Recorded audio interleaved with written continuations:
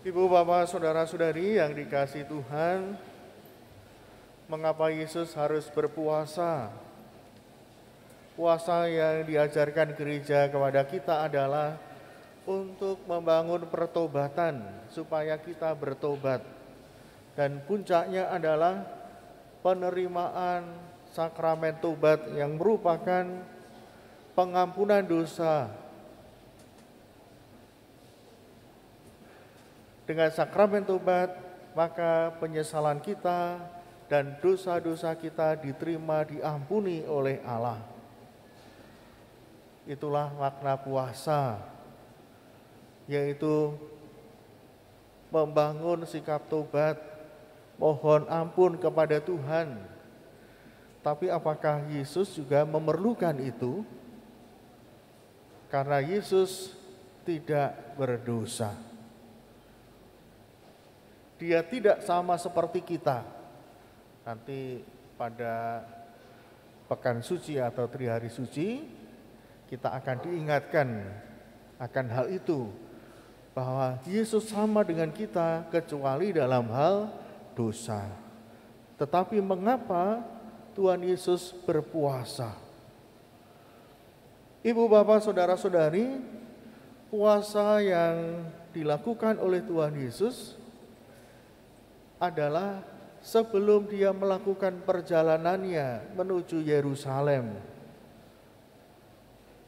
Jadi di Israel masih ada yang dikenal dengan tempat pencobaan. Jadi Yesus melakukan puasa di sana, di padang gurun. Mengapa itu dilakukan? Tentu karena Tuhan Yesus ingin mempersiapkan segala sesuatunya.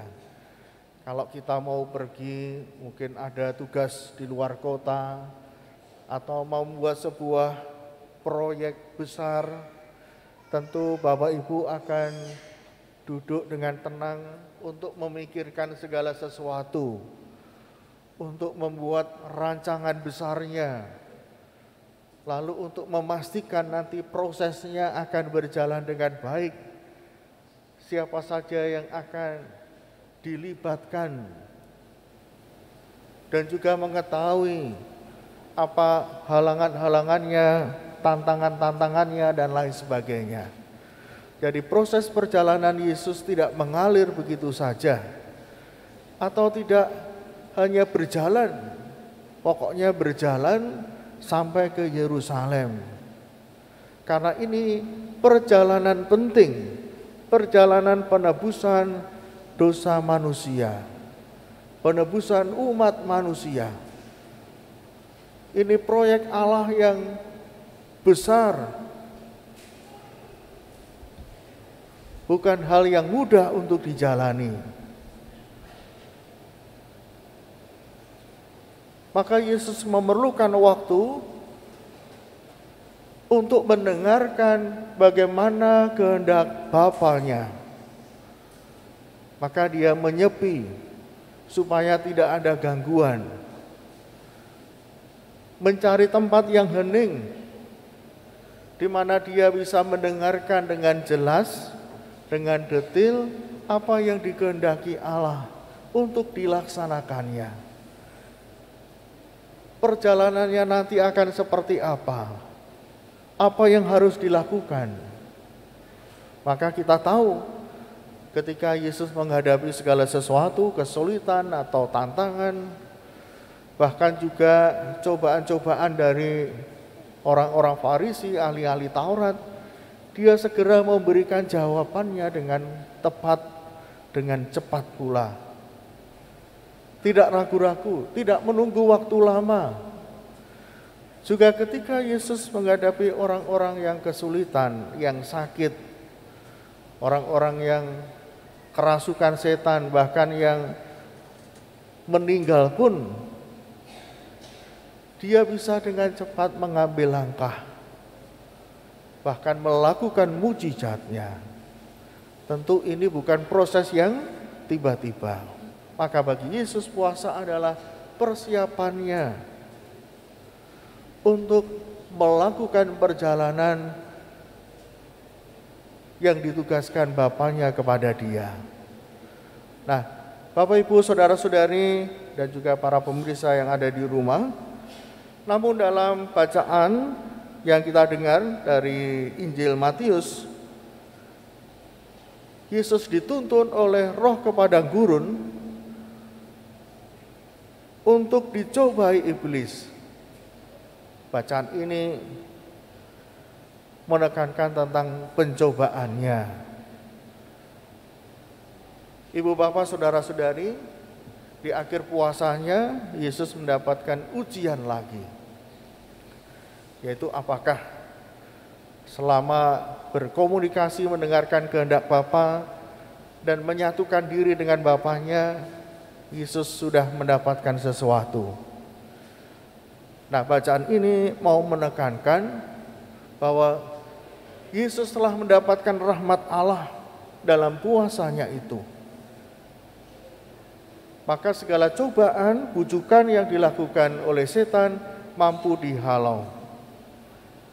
Nah, yang menarik adalah mengapa setan berani mencobai Tuhan Yesus.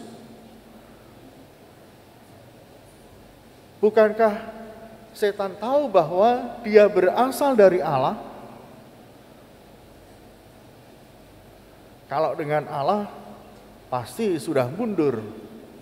Karena dia tahu bahwa setan tidak berkuasa, tidak berdaya terhadap Allah.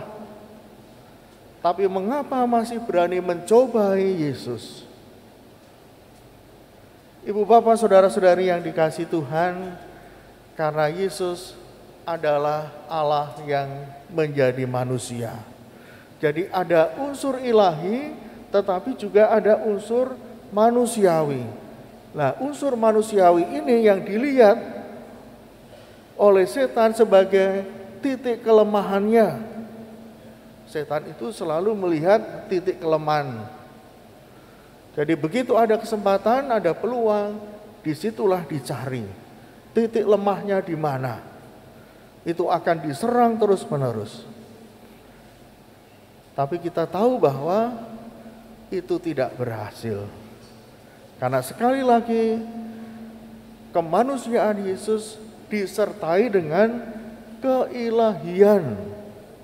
Jadi tidak melulu kemanusiaan yang lemah, kemanusiaan yang berdiri sendiri, tetapi ada keilahian di sana. Roh Allah ada dalam dirinya. Maka segala daya upaya tidak berhasil. Ibu bapak saudara-saudari yang dikasihi Tuhan, maka masa puasa, masa prapaskah ini yang kita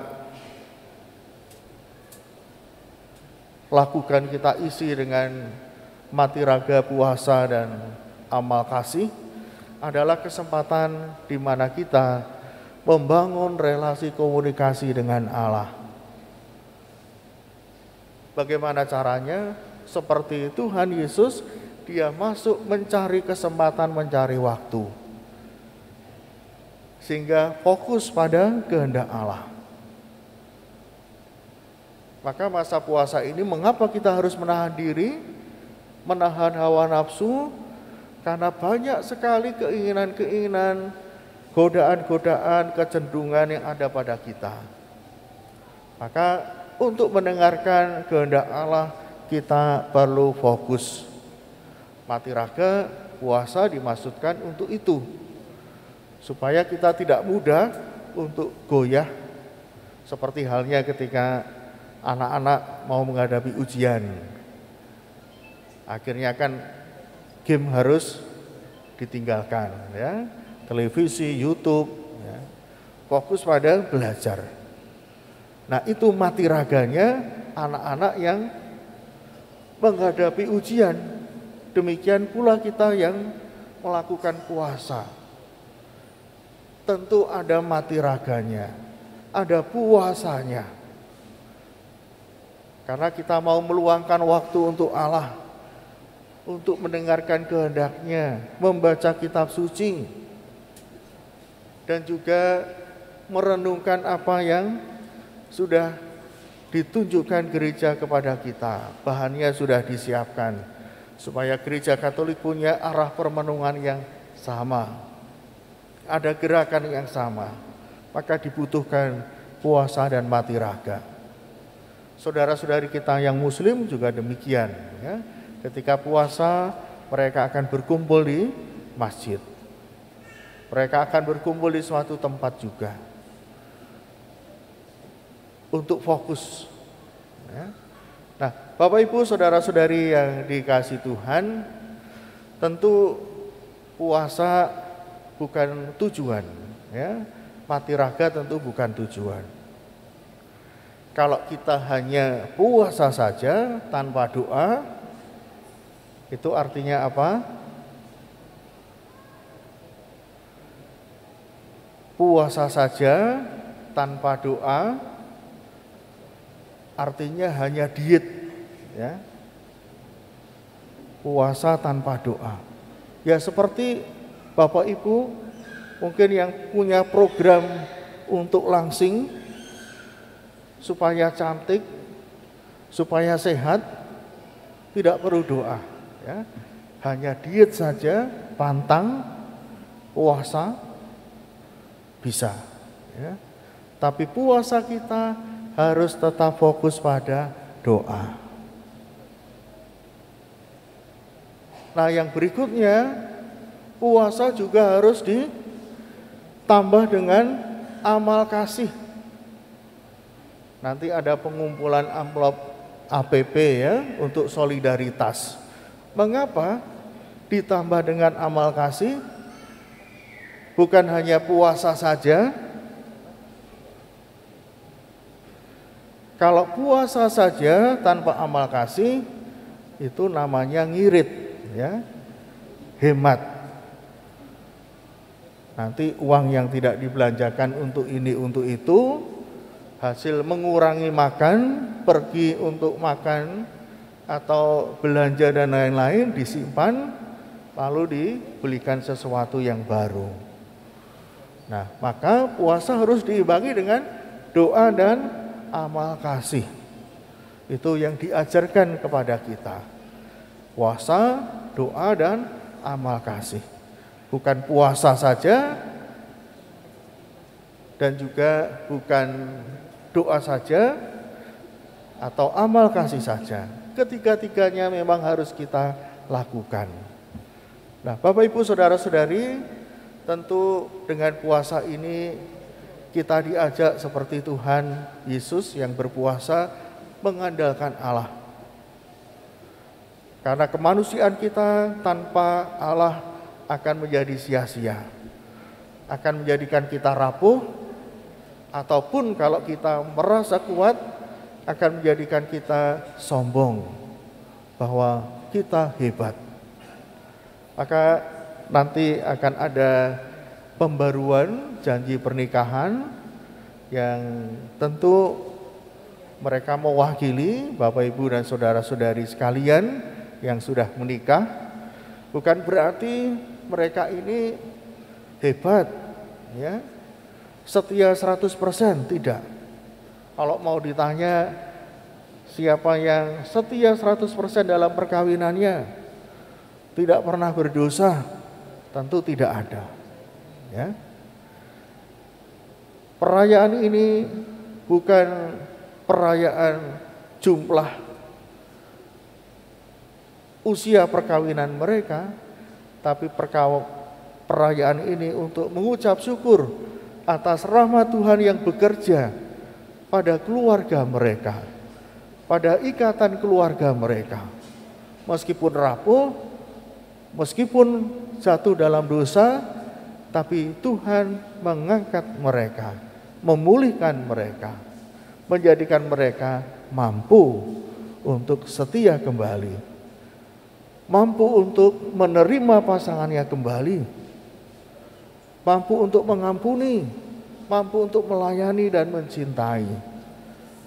Maka di sini saya melihat hubungan antara puasa kita yang diajak untuk menyadari rahmat Tuhan yang bekerja dalam diri kita, dan juga perayaan pernikahan yang kita langsungkan pada hari ini.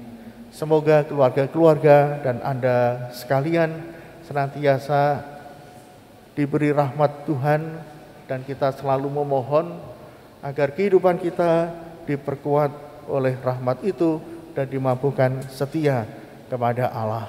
Berkat Tuhan menyertai kita. Amin.